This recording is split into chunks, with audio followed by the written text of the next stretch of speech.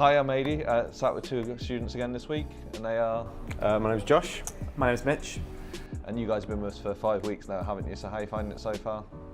It's flown by, I would say. That's the amazing thing, it's gone so quickly. So it's gone quickly, is that because you're enjoying it, or just because you've got that much to do in the day that it's just kind of flying by? I would say a bit of both, really. I mean, I'm having a really good time doing it, but obviously because there is so much stuff you're trying to cover in such a short amount of time, it just flies. I wish it was longer, to be honest. It's great fun. Give it another 7 weeks and see what you think. How about you? How you feeling, Mitch? Yeah, because I used to do teaching, I used to have like my day split up into like small chunks, and then the days used to go really quickly, but like this is like even quicker than that. You know, it's really, really quick. Like the days just like fly by. Learning so much, and you're constantly like doing stuff. Even though it's a relatively long day, isn't it? You've got 8:30 till 6 every day. It is a long day, yeah, absolutely, yeah. But it still just goes so quickly. It's incredible. That's what makes it like so surprising that it goes so fast. There's so much to cover, isn't there? I mean, you think, you know, we've got 2 lectures a day, and there's also the sprints and stuff. You know, you need to practice what we're actually learning. So what were you doing before? So you were a teacher, were you, Mitch? I was teaching, yeah. What were you teaching? I was teaching maths. Really? Yes. Do you feel like that's how they kind of, does that help you on the course, or? It's helped me in terms of things like organisation, in terms of communication, big time, definitely. It's really helped because obviously that's what I'm doing every day. I'm doing communication under very pressurized sort of circumstances, so like you have to be able to communicate very quickly, and often it's obviously this is a different kind of communication, but the kind of communication I was doing was to like an often resentful group of 30 young people who don't want to be there sometimes. So yeah, it's a very different, but that helps in this situation, I guess. Do you think that's helped with pair programming? It definitely has helped in communication, yeah, because you have to, yeah, absolutely, definitely, 100%. Helps. I find it daunting having to talk to a group of 28 people that are really interested in the subject. So when you've got that animosity, I can't imagine. What were you doing before? So before this, I was actually doing recruitment for front-end developers. That's how I got into JavaScript and started speaking to people about it. Oh, okay, so you followed the money. Yeah, I was doing it for about a year, and the more sort of I spoke to people, the more I realised, you know, I'm on the wrong side of this. I should be actually, you know, on the developer's side, you know, because the passion that people had when I spoke to them, when I went to meetups, and the community that was really sort of fostered around it was incredible. Yeah, I think that's what really appealed to me, actually, like the community. I think teaching, you kind of, I don't know, I've not been a teacher and my family were teachers, but you don't seem to have that kind of sense of community you do in web development in any other industry at all, which is like, we've got this problem, how do we solve it? And the whole community just seems to kind of pull together and go, oh, I did this. And you're like, oh, okay, excellent, so I can just use that. And it's ridiculous, you don't really get that anywhere else, where they just kind of give you trade secrets for free. Yeah. Which is really cool. It's really refreshing, definitely.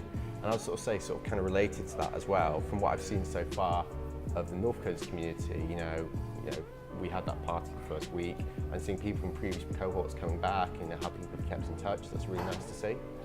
So you might have some decent insight then from coming from recruitment for Frontend Dev then. Have you got some insider tips then? Maybe. Are you keeping them to yourself till you get a job? And then you Maybe. Yeah. One of the things I noticed with JavaScript when I was doing recruitment for that is just how quickly it moves in terms of frameworks. And I know, for example, React's a very big thing at the moment, and Node. And to be doing them on the course at the moment, we're using Node all the time, and to eventually move on to React as well, it's very nice to see. It was more sort of down in London when I was doing recruitment, but I did speak to a couple of companies in Manchester. And one of the things that sort of really struck me is what a gap there is in not so much skills, but just the number of developers needed for these companies. I think, you know, it's one of those things that it's a fantastic opportunity to get in when we did. I think we're really lucky in that respect. So we try and tailor what we do around a cohort. Yeah. And we do that with the weekly review forms, and we obviously spend quite a bit of time with your not one-on-one, one-on-two with your pairs. We kind of come around and try and help you when you need it, and try and just kind of keep an eye on how things are going. Do you get a sense of that? Do you get a sense of it being kind of tweaked to kind of help you out where there's additional things that you need a little bit of help on, or where there's a different area you guys would like to expose? Is that something you get a vibe of, or? Yeah, I'd say so. I mean, completely, yeah, definitely. Yeah, I've been really surprised just how flexible it is, to be honest, and just how much of a support network there is. I mean, like once every week, I think we have like a one-on-one. I think my tutor Stephen, and he only has like 4 or 5 people he mentors, and that's per tutor. So it really is. You get so much contact time with these people. You know, if you do have any problems, you can always go talk to them. I'm really impressed by it.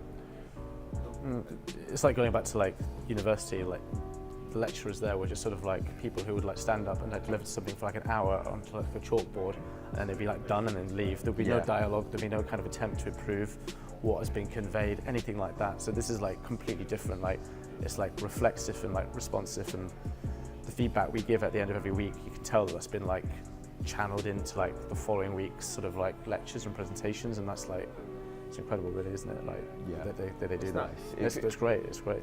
Yeah, you feel like you're being listened to, don't you? Yeah, absolutely. We're pretty much done, so the last thing I ask is, if there's someone who's thinking about taking the plunge, what would you guys say?